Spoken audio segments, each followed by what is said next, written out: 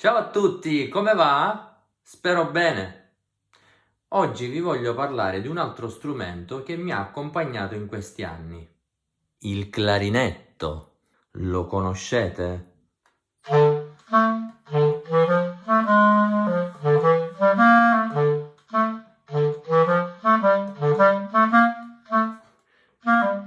Immagino di sì, anche se spesso molti ragazzi, e non solo, lo confondono con altri strumenti. Ha un suono dolce e misterioso.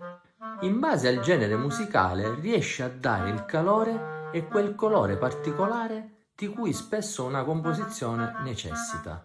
Infatti viene utilizzato nella musica da camera ed operistica, nel jazz e nella world music. Lo sapevate che può tramutarsi anche in un flauto? No, non è uno scherzo. Chiudete gli occhi e ascoltate questa metamorfosi.